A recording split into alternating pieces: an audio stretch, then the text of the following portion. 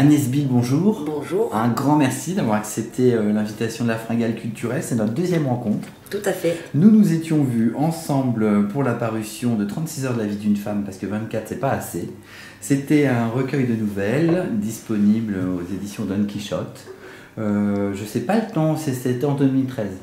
C'était l'année dernière, ouais, il y a 1 an et demi. Ok, donc 1 an et demi après, un premier roman, disponible toujours aux éditions Don Quichotte. Le livre s'appelle La vie rêvée des autres. Et j'ai envie de dire, moi le recueil de nouvelles j'avais beaucoup aimé, mais là le roman encore plus. Ah bah c'est super, ça vaut mieux que ça aille dans ce sens-là plutôt que dans l'autre. Exactement. Mais en même temps c'est assez intéressant parce que vous avez commencé par des nouvelles pour nous proposer un roman. Oui, vous avez fait ça aussi. Je fais le geste vers le haut comme vous, parce que moi on ne voit pas. Oui. Moi je viens du genre de la chanson à la base, donc j'écris des chansons qui ont un genre très bref, 3 minutes 30 à peu près. Et quand j'avais voulu tâter de la prose, m'imaginer faire directement un roman, ça me semblait un marathon absolument infaisable.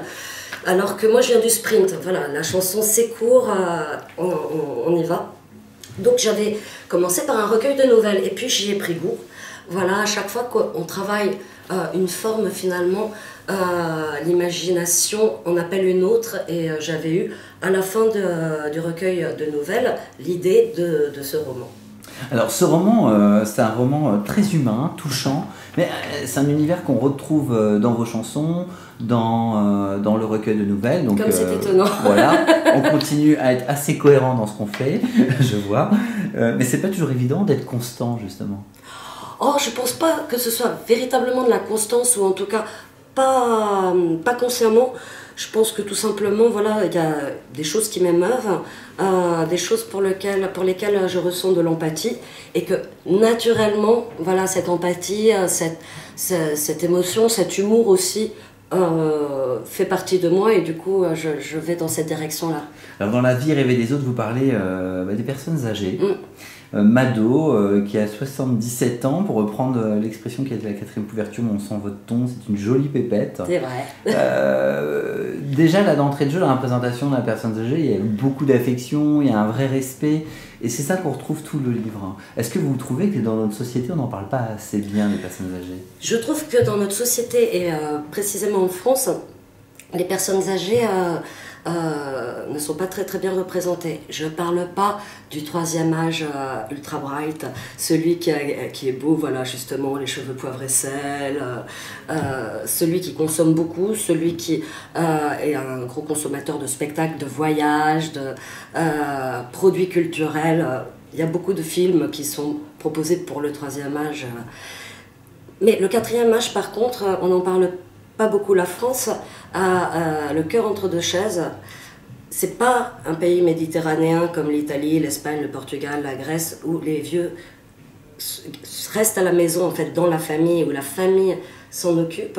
C'est pas non plus un pays nordique comme la Suède ou même comme l'Allemagne, la Belgique, où il y a véritablement des infrastructures proposées. On est vraiment entre deux.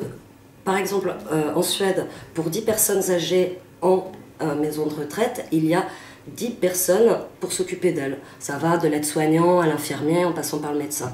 En France, pour 10 personnes âgées, il y a 1 personne pour s'occuper d'elles. Tout bêtement. Ouais, c'est fou. Donc, en fait, comme on est en plein papy-boom, je me suis intéressée à cette population.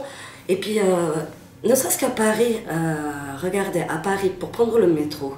Bon, déjà, quand on a une poussette, on se rend compte à quel point rien n'est fait pour les personnes à mobilité réduite. Alors, quand on est une jeune maman avec une poussette, ça va, on a la pêche, souvent il y a quelqu'un qui vous aide à porter la poussette. Quand on est handicapé, c'est beaucoup plus compliqué déjà. Les gens n'osent pas trop, ils ont peur d'être intrusifs et tout. Et quand on est une vieille personne, on fait comment ? On fait comment? Parce que le tout n'est pas de laisser sa place dans le métro à une personne âgée, c'est déjà qu'elle puisse y accéder dans ce métro. C'est ça. Donc dans ce livre, il n'y a pas que des personnes âgées, il y a aussi des jeunes.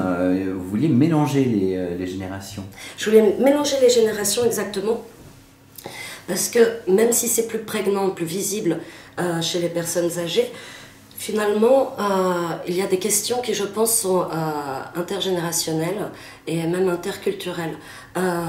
L'impression de ne pas être à la hauteur. l'impression que la vie, la société avance trop vite, avance sans vous, l'impression de vivre en marge, l'impression de voir la vie des autres comme à travers un miroir, une vitre un peu floue, pas très bien nettoyée. Je sais pas si vous avez déjà ressenti ça, moi je l'ai déjà ressenti à mon âge en me disant mais la vie elle est en face de moi, elle est ailleurs. Alors évidemment, quand on a 80 ans, c'est très visible. Comment fait-on pour se servir d'une tablette? Comment fait-on pour se servir de tel genre de téléphone? Comment fait-on avec toutes les nouvelles technologies? Mais on peut aussi se sentir décalé, en marge, à 30 ans. En travaillant ce roman, est-ce que ça vous a fait du bien, vous, dans la projection de votre propre vieillesse? Ah oui. Ah oui, oui, oui, tout à fait, parce que déjà, le terme, quand je parle de Mado et que je dis jolie pépette, je me suis mise un petit peu d'accord avec moi-même. C'est vrai qu'a priori, dans notre société, un homme aux tempes grises est très séduisant, une femme aux tempes grises, ah bah, c'est bizarre, pourquoi elle se teint pas les cheveux quand même, elle se laisse un peu aller. Et naturellement, j'avais tendance à penser un peu comme ça, sans me poser de questions. Mais moi, c'est mamie avec les cheveux roses, je les trouve super mignonnes, quoi. Je les trouve super touchantes, super mignonnes, avec leurs choucroutes comme ça qui flottent, cheveux mauves, cheveux roses, elles sont belles.